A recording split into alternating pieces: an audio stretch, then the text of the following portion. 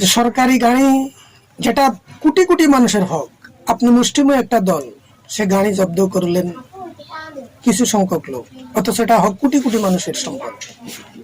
তারপর আরেকজন অন্যের গাড়ি বাধ্য করেছেন, তাকে জিম্মি করে তার গাড়ি নিয়েছেন এবং বিভিন্নভাবে মানুষ থেকে বাধ্য করে চাঁদা নিয়েছেন, কাউকে সেখানে যদি এমন হয়ে থাকে, আপনি বলেন তো এটা কি ইসলাম মতে?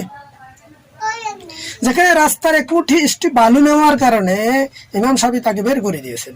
আল্লাহ রসুল ভিজা কলসি মাটিতে রাখেন নাই, যদি কলসির তলায় করে বালু যায়, সেই বালু বা সেই মাটির জবাব তিনি কিভাবে দিবেন হাসরের ময়দানে, এই মর্মে এই জন্য তিনি ভিজা কলটি মাটিতে রাখেন নাই।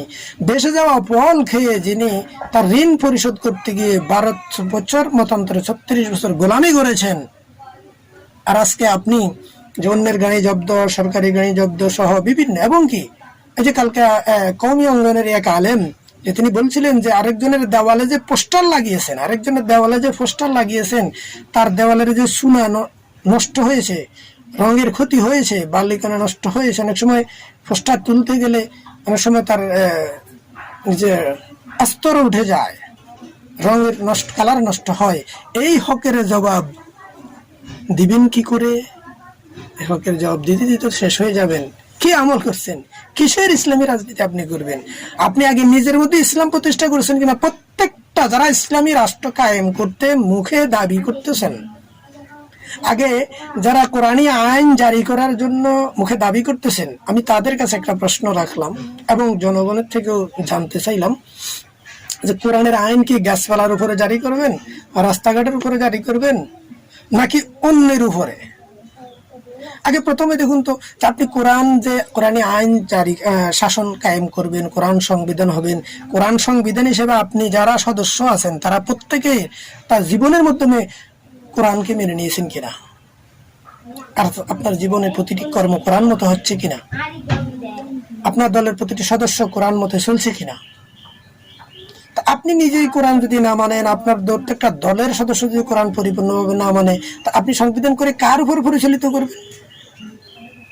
আগে তো আমাকে নিজেকে কোরআন মানতে হবে।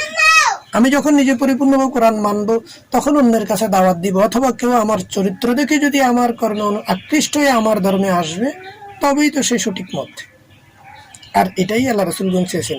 আরেকটি কথা এখানে শক্তভাবে জেনে রাখেন, ধর্মের রাজনীতি করেন আর যেই রাজনীতি করেন, অন্যের হক নষ্টকারী কখনো ক্ষমা পাবেন না।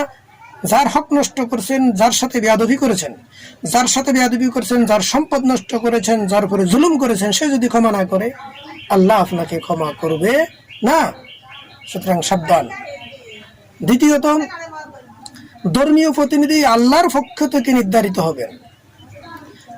নবী রাসূলগণ আল্লাহর পক্ষ থেকে নির্ধারিত হয়েছিলেন। এখন জামানার যারা লিডার হবেন, আল্লাহর ওলি, সেটাও আল্লাহর পক্ষ থেকে নির্ধারিত হবে, কোনো মানুষ দ্বারা নির্বাচিত নয়।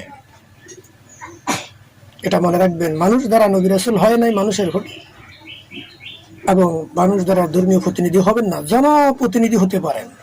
এবার আসেন, একটা রাষ্ট্রে হিন্দু, বৌদ্ধ, খ্রিস্টান, চাকমা বিভিন্ন গুতো থাকতে পারে, তাদের উপরে কি আপনি কোরআনী শাসন জারি করবেন? বলুন না।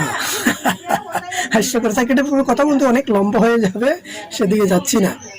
আমি এক কথা বলে, ধর্মীয় প্রতিনিধি আল্লাহর পক্ষ থেকে নির্ধারিত হবে, আর জনপ্রতিনিধি জনগণ নির্বাচিত করবেন, যেটা মানুষের সৃষ্টি গণতন্ত্র। তো সেখানে তিনি যদি সৎভাবে ন্যায় বিচার করতে চান, ইনসাফ ব্যক্তি বিচার করতে চান, করতে পারেন।